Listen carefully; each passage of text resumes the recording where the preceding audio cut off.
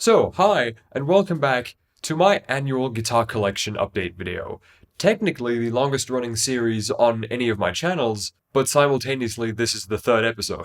The way that I always go about this is as follows. I briefly talk about every guitar that I've sold since the last episode, usually that is plenty, and then I go into some level of detail on every guitar currently in my collection, depending how much of a story there is behind it. The ones that I've had for a few years I don't go into too much detail on because they've definitely been featured in plenty of old videos, and I want to keep this series sort of fresh and new, but there's definitely been a significant turnover in my collection since last year. Real quick, the gear I'm going to be using to demo all of these guitars for you is going to be a mix between my Peavey Invective MH, which was sent to me kindly by Face Distribution, my Orange Supercrush 100, the Clairvoyant plugin by Modern Music Solutions, and of course the greatest drum and bass plugins in the world by Spectre Digital. Affiliate links for all of this stuff are in the description. If you would like to support the channel, just do your gear shopping through those, click them now even if you don't have anything to buy, because next time you open Thoman or Sweetwater, those are going to be the links that you use. So thank you so much. Let's get into it. Starting off with a veteran of the 6-string TV guitar collection,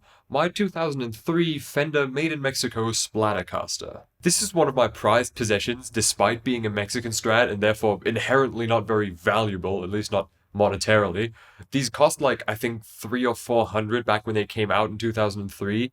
And at this point, they go for around $900 on Reverb. Each paint job is unique on these because they are hand done and you can't really replicate this one-to-one. So each one is different. They were very, very limited back when they were made. And honestly, this is my absolute secret weapon because the pickups sound incredible despite the low price point. Okay, up next is my beautiful shell pink Yamaha Pacifica Standard Plus. This was sent to me by Yamaha relatively recently because I tried one in January at this year's NAMM show and I fell in love immediately, so I sent an email to the German Yamaha rep.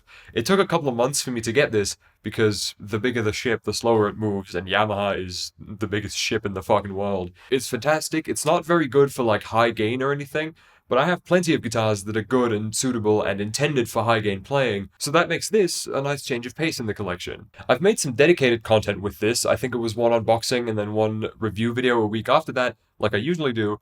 And what makes this guitar special are the Rupert Neve designed pickups. These do very much sound not like a regular set of HSS pickups, because they are more hi-fi equipment than they are a regular set of guitar pickups. But again, that's what makes this guitar unique and something special to have in my collection as opposed to just a Strat copy.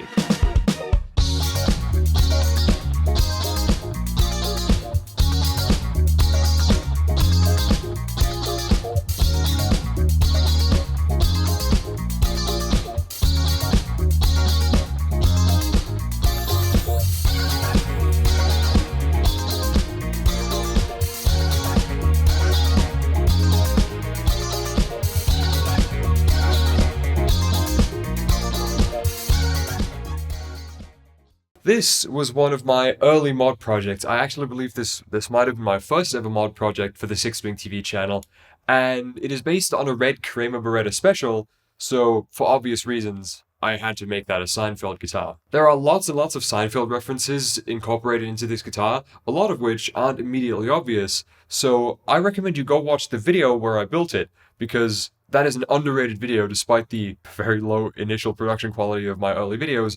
But I love this guitar. I love that video. This guitar has actually gone through quite a few pickup changes. What's currently in it is a Fishman Fluence modern neck pickup, actually, I believe, despite it being in the bridge position. And it is going to undergo one more pickup switch very soon, which hopefully will be the last. It's been scalloped from the 12th fret upwards, if you can see that, for extra speed and pizzazz. And unfortunately, because as I mentioned, this was my first ever real mod project for my channel, I used some sandpaper that was a bit too coarse, and so if you go really up close to it and the light hits it just right, you can definitely see the sandpaper marks, and that pisses me off to this day every single time I pick it up. If the light hits it, yeah, there you go, there are the scratches. Like, that is really, really annoying, but it is what it is. You know, I learned to use, I don't know, softer grit sandpaper. If you want to see that next pickup change this thing is going to undergo, that won't be a YouTube project, that's going to be over on Instagram, so link in the description to follow me on Instagram. Up next, a formidable weapon. The greatest mod project I have ever done on YouTube, the Squier Sonic Absorber. This is also, unsurprisingly, my most viewed mod project to date, because it's a Squire. Squire is always clickable, and also it's pink and has Kirby on it. My little DIY spray paint Kirby on here should sort of explain the name Absorber. I came up with that impromptu while recording, actually, and not while scripting the video, but it's whatever. This is the Absorber, and I absolutely love it. As I said, it's based on a Squire Sonic, which is their cheapest series. It's like €169 per guitar, I think. Insane prices, especially for the build quality. And I just really, really like this thing. Honestly, if I'm just bored and on the couch, this will be the guitar that I reach for, because it sounds so, so good, even through a little practice amp, thanks to the Fishman Fluence Modern pickup. And I've set it up with 12 to 62 gauge strings to play some drop A. Go watch that video over on 6 String TV once you're done with this one, and once you've heard the demo track.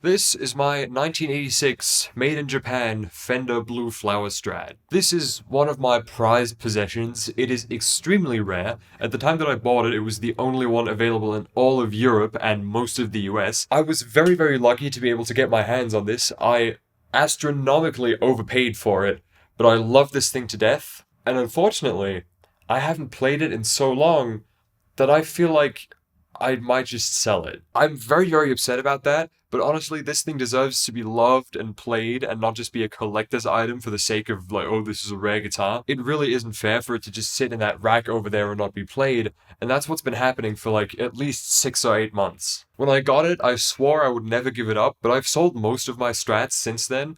I had, like, 6 or 7 of them or something, and I'm pretty much down to 2 Fenders and 1 Squire now as far as Strats go. Again, it hurts to let this thing go, but I feel like that's the best thing to do. It deserves to be in a home where it gets loved and played and taken care of, and not neglected and occasionally cleaned when I realize it's really fucking dusty because I don't touch it anymore.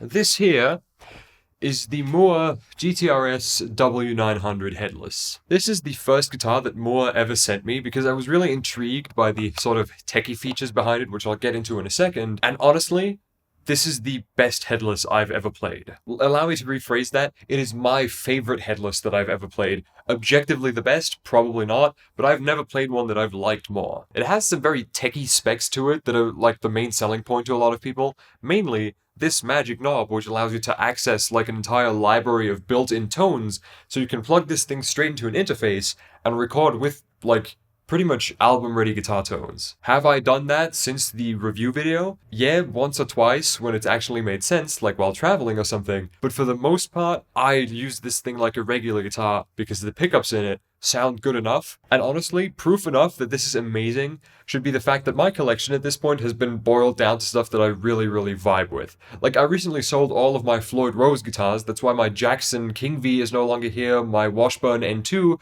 because I just really hate Floyd Rose. I don't vibe with those guitars anymore, even though they are fantastic instruments. But the W900 has absolutely stood the test of time. This is the only headless that has ever stuck with me for longer than like a month. So the demo track is going to be using either a plugin or an amp, I'm not sure yet.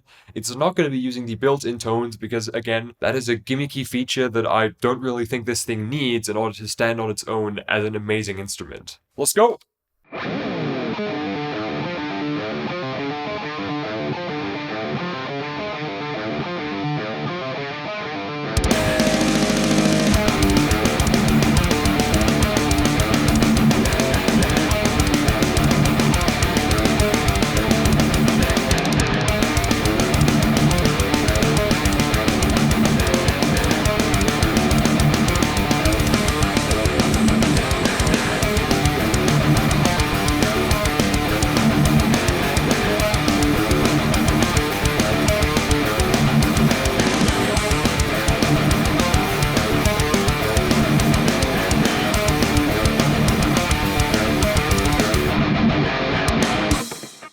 brief interruption here for a word from today's sponsor, FlexiSpot. So start the timer and let's go. For the past 3 years, I've been filming every single piece of content on all of my channels, either on this terrible piece of crap guitar stool from Thomann, or on this horrible grey Amazon office chair, and my back has not exactly been thanking me for it. FlexiSpot already came in clutch a while ago with a standing desk to save my back during desk work, but that still left me sitting on this piece of junk every single time I filmed a video. But no longer shall I suffer, because I have this now, the FlexiSpot C7. This chair is adjustable in just about every way you can imagine. The lumbar support conforms to the shape of your spine and can be locked in place. When you lean forward, the C7 tilts forward with you to reduce pressure on your spine and legs. I've already shown you the 3D armrests. The headrest is pretty sick too. And not to mention, how far you can lean back in it without anything happening.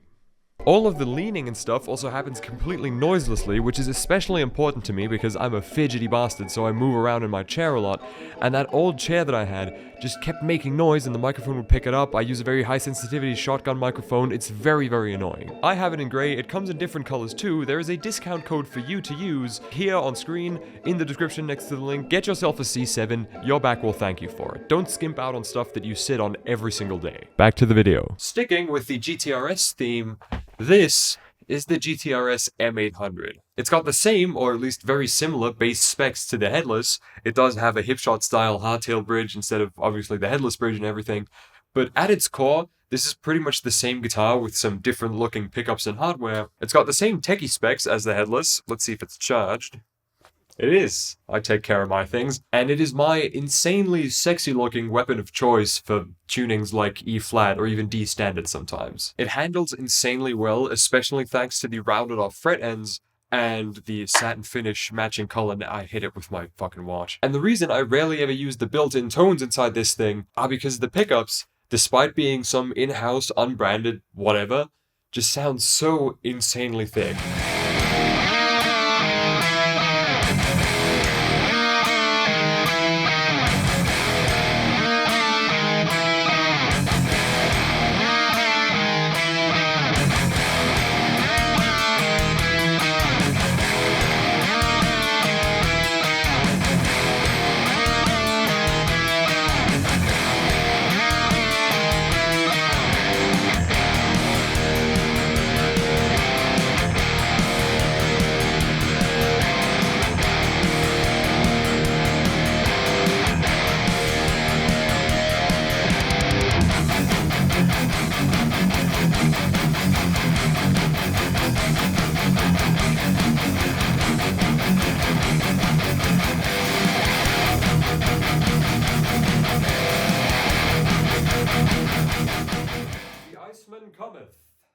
This is my Ibanez IC420 Iceman. This is the first guitar that Ibanez ever sent me, and I got it pretty much immediately after release because the Iceman is one of my favorite guitar shapes in the world and undoubtedly my favorite Ibanez shape, and so as soon as I saw that they were making these, I had to have one. I couldn't stand not to have it in my collection for even one more day. Like if they'd said no to my proposal for, you send me this and I make some content with it, I 100% would have just bought it myself because this thing is incredible. I've made 2 videos dedicated to this guitar, the second one being a little mod project where I added some really nice gold and Godot locking tuners, which was like one of few upgrades that this thing did need in my opinion, and 2 lace Alumitone deathbuckers. And those little upgrades, along with the sole fact that it's an Iceman, have now made this my go-to drop C riff machine. And before you go commenting, why didn't you play any System of a Down with it then? That's because System of a Down, or at least their publisher, record label or whatever, have a tendency to strike down videos where you play their music, even dry without a backing track or anything. So I'm not risking that, because I do like making money off of these videos, because making them is my job. So have some other drop C riffage that isn't System of a Down.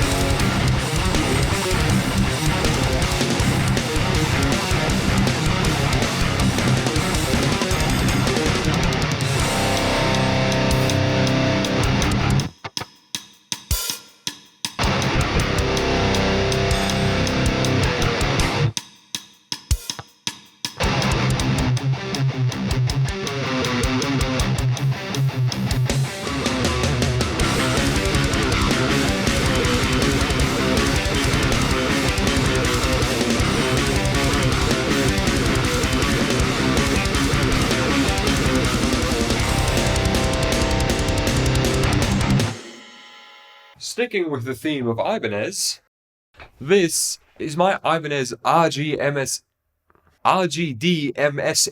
8-string. This was also given to me by Ibanez to be my first ever 8-string guitar, and as it stands right now, it is also still my only 8-string. I love this thing so much. I've actually also made 2 dedicated videos, one of which being an unboxing, because apparently you guys love unboxing content. I can't blame you. Also, it's easy for me to make because I'm opening the box anyway and I like talking. And then the other was a review, so those are on this channel. If you want to watch any of those, go right ahead. And, well, there's only really one kind of music that I know how to play with a guitar like this, so let's not waste any more time.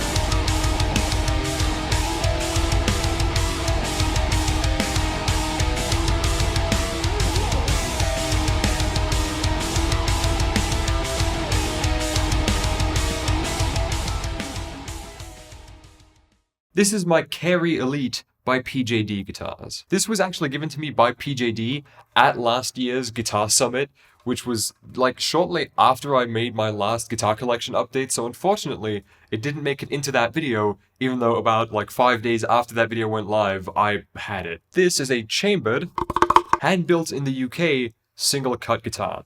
And I know I will never miss an opportunity to mention how much I dislike single cuts, but this thing is the one and only exception because it is so gorgeous. It's also my absolute dream guitar, and I believe that was actually the title of the video that I made dedicated to this. Oh god, I just love it so much.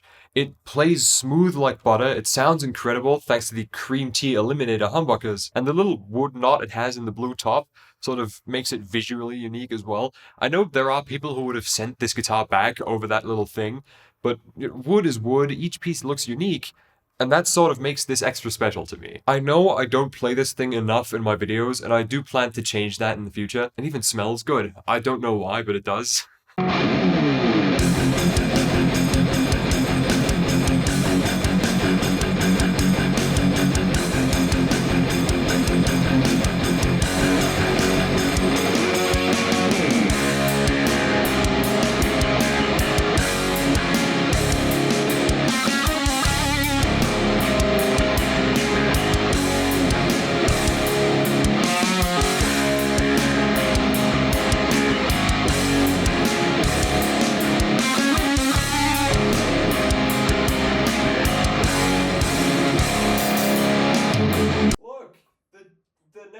Channel. It's 7-string TV, get it? This was my first ever 7-string. This is the K-Pro Guitars X-Metal 7. This was generously sent out to me by K-Pro Guitars after the owner of the company approached me at this year's NAMM show, said he was a fan of my channel, and then kind of handed me the 6-string version of this to try. Boy, if I tell you I fell in love with it right then and there. But I did just have enough regular Super Strats, so I did some research, saw that they were coming out with a 7-string version, and I told them, this one, please. It has very unexciting specs, if you will. Like, it's just flat satin silver. It has a 3-way pickup selector, 2 humbuckers, 1 volume, 1 tone, hipshot style bridge, some locking tuners, which is nice to see. It also passed quality control, which is lovely. But in its simplicity, this thing is an absolute machine, and I adore it. Like with the PJD, I haven't really gotten all that many opportunities to play it on any of my channels, but that is also going to change, and it's going to change right now, because I'm going to play it.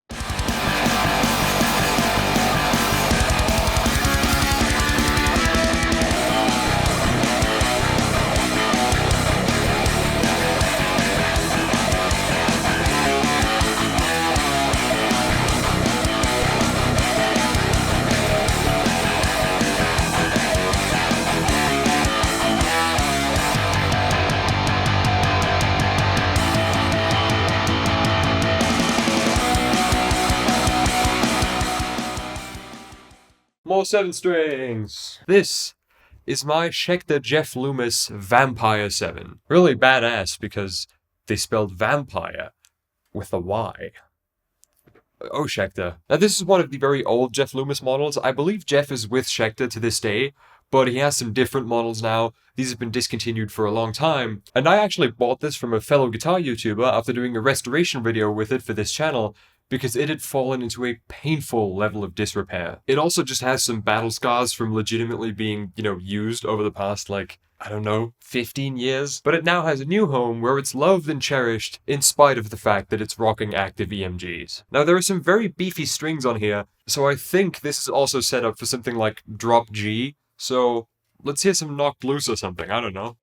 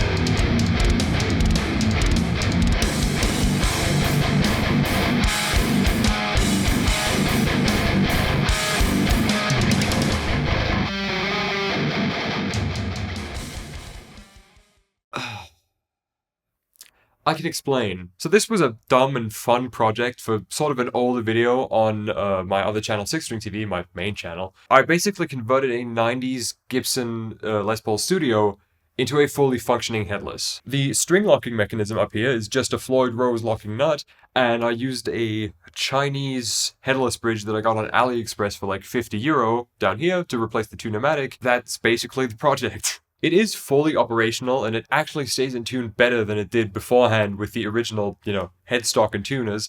Gibson stay in tune bad, classic. I haven't changed the strings on this since I made that video in February of 2023, so I'm not going to demo it. I really don't feel like changing the strings on it. This is just a funny gimmick for that video. Wasn't really worth it. The video vastly underperformed, but it is what it is. If you're wondering where the headstock went, there you go.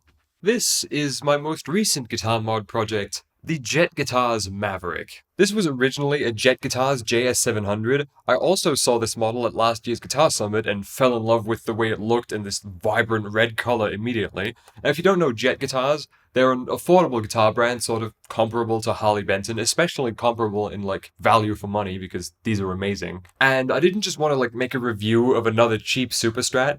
I wanted to make it exciting and make it a mod project. And the only right thing to do with a guitar called Jet is to somehow make it fighter jet themed. So I upgraded it with a lace Alumitone Deathbucker and a red kill switch, and painted this very tasteful US Air Force jet logo on it. Now, as you can see, no sandpaper marks or anything, because I got better at using sandpaper and spray paint and stencils. However, in order to also not unnecessarily glorify the US Army, I decided to officially dub it the Maverick in order to make it Top Gun themed. This was also sort of topical at the time with the new movie and all, and yeah, that's where the name came from. Let's hear it.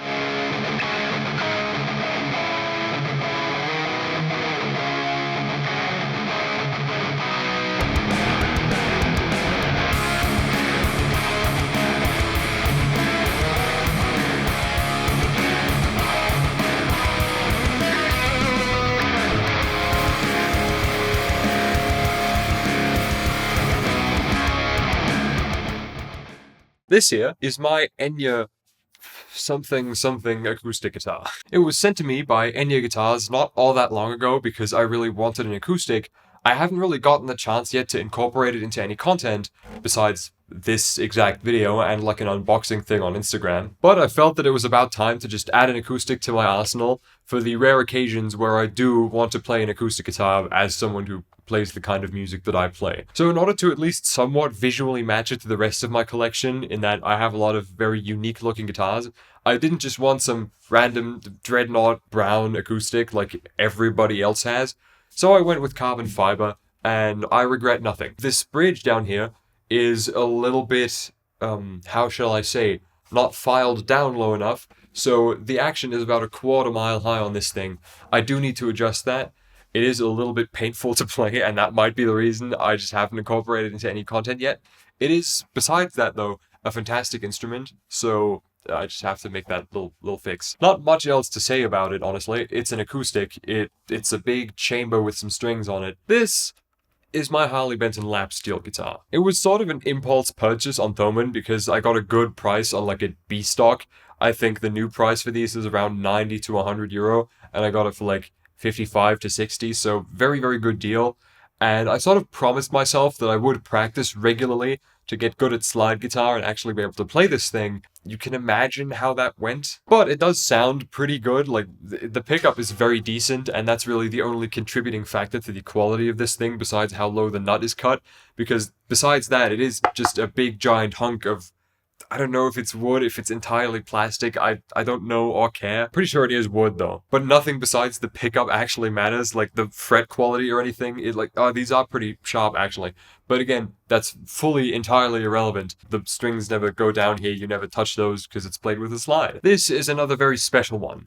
This is my NOF, or Interval Guitars, Sven. This is another guitar that I took home from last year's Guitar Summit, because the guy who built it is from the Philippines, and he told me, like, we got along pretty good at the show, and he mentioned he couldn't take this thing back home because it was just too much luggage and whatever, and too expensive.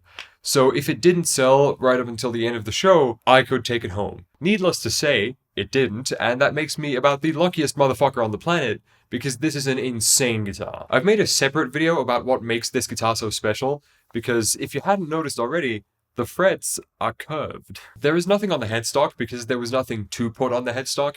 At the time that I got this, the company name was still technically NOF Customs, but NOF is now just a guitar repair shop, I'm pretty sure, and this company will be relaunching, hopefully before the end of this year, under the name Interval Guitars. The same guy that built this one is actually in the process of building me another guitar right now, which I'll have probably by the end of next month. That thing is going to be absolutely insane, but one thing at a time, let's hear this one first.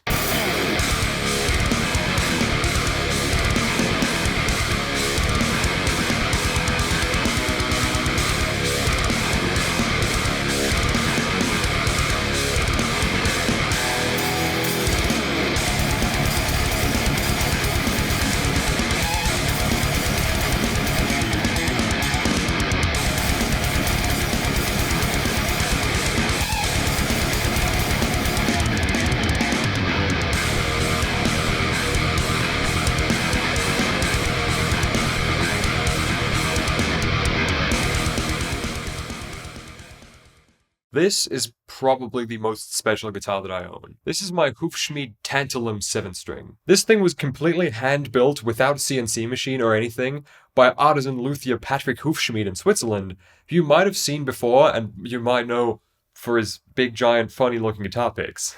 The Tantalum is his flagship model, and this is a masterclass in guitar building. I cannot get enough of how it looks, feels, or sounds. It has a Richlight top with a deeply CNC engraved honeycomb pattern. I know I just said he builds the guitars without a CNC. The body is not made with CNC. This can't be hand done, obviously. This is Richlight. If you don't know what Richlight is, it's like compressed paper and phenolic resin, so you couldn't hand engrave this. It's got these handmade inlays with UV activated glow-in-the-dark color shards.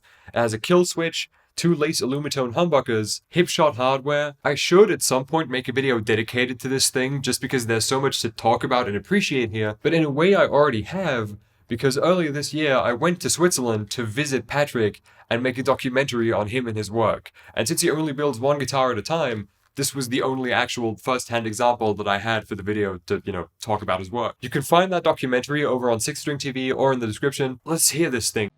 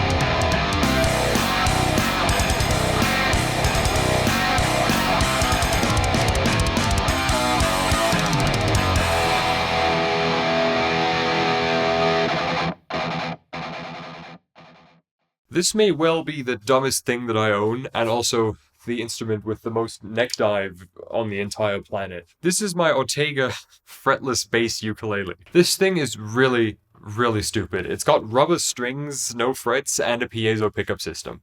Now, it doesn't sound bad, it actually functions pretty well. I just can't see a real world use case where you would make music with this. Like, who's recording with this thing? That being said though, I do occasionally just find myself on the couch with it, trying to play some Les Claypool sort of fretless slappy licks. I typically fail, but that is more so user error and lack of skill than it is the fault of Ortega and this thing. This rather funny looking piece of kit is my Jamstick. You may have heard of Jamstick before because while this is a fully functional regular guitar, thanks to the two humbuckers in it, it also has this thing, which is a MIDI pickup. This allows you to basically program drums or program really anything MIDI related with it, but I haven't really used a lot of the MIDI capabilities since I got it because it is much more complicated to use and set up than just plugging a USB MIDI keyboard into your laptop and going lee fucking done. Like, I'm not a pianist, I don't actually know how to play the piano, but programming drums with a MIDI keyboard is still much easier than using this thing because this takes like 15 minutes of tweaking before it works flawlessly, and a lot of the time that just messes with my workflow and I don't have 15 minutes of tweaking time if I want to program drums for a track. Look at this video. I have so many drum tracks to make for this video because I demoed like 30 guitars. I really don't have time for like that much downtime to tweak the MIDI capabilities, but it is still a decent guitar on its own, and if nothing else, it's bright Lambo orange, and I really enjoy that.